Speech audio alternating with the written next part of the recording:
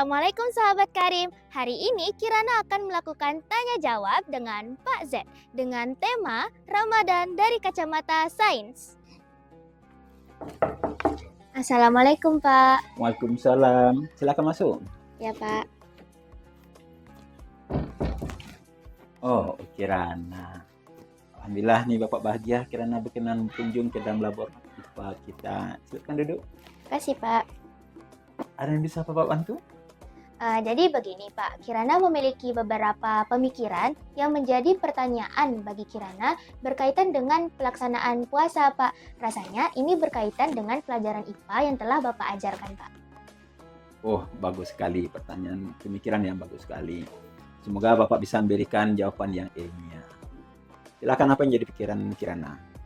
Begini Pak, dari semenjak imsak hingga berbuka, kita kan tidak ada makan maupun minum selama bulan Ramadan ini. Namun, pada bulan-bulan lain, kita siswa makan MBG pada siang hari. Nah, bagaimana perilaku tubuh kita saat menjalankan ibadah puasa Pak? Wah, ini pertanyaan yang pas sekali nih untuk konteks sekarang ini. Dan kalau kita ingat dengan materi pelajaran kita, sesuai dengan pelajaran IPA yang diberikan oleh Bu Dewi, Bu Kiki, dan Bu Wati di kelas 8 tentang sistem pencernaan. Nah, di kelas 8 kan sudah Kirana pelajari bahwa ada bermacam nutrisi yang kita makan. Apa saja? Karbohidrat dari nasi, roti, gandum, dan umbi-umbian. Dan juga protein dari telur, daging, kacang-kacangan, daging ikan, dan daging sapi. Dan juga lemak dari minyak goreng dan lain-lainnya. Serta vitamin dari buah-buahan dan sayur-sayuran, Pak. Bagus. Nah, dari nutrisi yang sudah Kirana jelaskan sebentar ini, semuanya kan masuk ke mulut kita. Kemudian nanti dicerna oleh mulut, oleh lambung, dan oleh usus 12 jari. Untuk jelasnya kita lihat cat yang ada di belakang kita. Nah, di sini nampak oleh kita, ini mulut, lambung, usus 12 jari, nah kemudian usus penyerapan. Di mulut terjadi pencernaan, ya kan? Iya, Pak. Nah, di lambung nanti juga terjadi pencernaan. Di usus 12 jari nanti juga terjadi pencernaan. Di usus penyerapan tinggal lagi dia menyerapnya. Nah, seperti yang sudah dipelajari, apa saja proses pencernaan yang terjadi di mulut, di lambung, dan di usus 12 jari. Pada mulut terjadi proses pencernaan secara mekanik oleh gigi dan secara kimiawi oleh enzim amilase. Sedangkan pada lambung terjadi proses pencernaan secara mekanik dan kimiawi oleh enzim pepsin. Dan pada usus 12 jari terjadi proses penetralan asam lambung yang dibantu oleh enzim dari pankreas dan cairan empedu dari hati. Nah, hasilnya nanti menjadi glukosa, asam amino, dan asam lemak yang siap dialirkan kepada darah. Mantap ya. Berarti ilmu yang diberikan oleh guru-guru di kelas 8 betul-betul terkuasai oleh Kirana. Oke ya, sekarang Bapak jelaskan. Nah, makanan yang sudah berubah menjadi glukosa, asam amino, dan asam lemak, semuanya itu diserap oleh usus pencernaan, kemudian dibawa oleh darah ke jantung, dan dari jantung nanti dipompakan ke seluruh tubuh.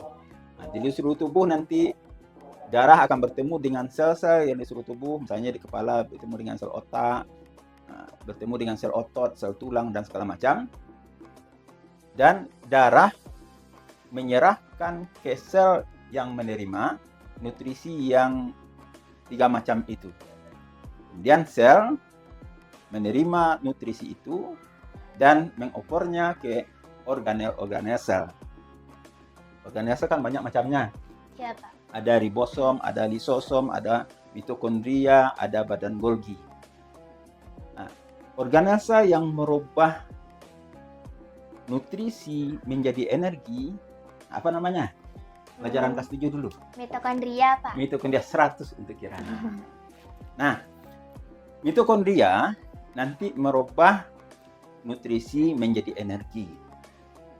Namun nanti kalau seandainya jumlah nutrisi yang kita makan melebihi dari energi yang dibutuhkan, maka nutrisi itu akan disimpan dalam bentuk glikogen di hati. Kalau seandainya glikogennya juga sudah banyak, sudah full gitu, maka makanan selebihnya tidak terbuang, tapi nanti akan dirubah menjadi trigliserida dan disimpan dalam bentuk jaringan lemak. Sehingga orang yang banyak makan, nanti dia akan lebih gemuk. Pipinya lebih gemuk, ototnya lebih gemuk. Nah, sekarang kita kembali ke pertanyaan Kirana tadi. Bagaimana kalau seandainya kita puasa? Yang tidak ada karbohidrat masuk, tidak ada protein masuk, tidak ada lemak masuk, tidak ada vitamin masuk, tidak ada mineral masuk. Apa yang dirubah? Untuk energi. Nah, berdasarkan penjelasan tadi, bisa tidak Kirana simpulkan? Tentu saja tubuh membutuhkan glikogen. Nah, kalau glikogennya sudah habis, maka selanjutnya cadangan makanan berikutnya diambil dari yang telah disimpan di trigliserida. Jadi, akibatnya orang-orang yang berlemak, lemaknya bisa menjadi kurang. Nah, itu konsep dari diet juga ya, Pak? Wah, pas sekali. Jadi puasa itu bisa menjadi diet dan juga dapat pahala kita sekaligus. Oh, begitu ya, Pak? Ya, alhamdulillah. Berarti kita sudah sampai ke kesimpulan dari pertanyaan Kirana di awal tadi. Masih ada pikiran? Tidak, Pak. Alhamdulillah sudah Bapak jawab yang bisa membingungkan Kirana tadi, Pak. Alhamdulillah Kirana sudah paham, Pak. Nah, sebenarnya Kirana yang menjawabnya. Bapak cuma membimbingnya saja. Dan Kirana anak Bapak yang hebat dan Bapak bahagia mempunyai murid seperti Kirana. Nanti kalau seandainya masih ada pikiran dan pertanyaan, silakan kunjungi lapor kita, terbuka untuk anak-anak Bapak. Oke, Pak. Terima kasih atas kunjungannya. Ya, terima kasih juga, Pak. Assalamualaikum. Waalaikumsalam.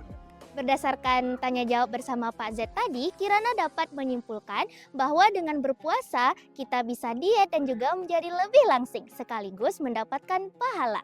Terima kasih sahabat Karim. Wassalamualaikum warahmatullahi wabarakatuh.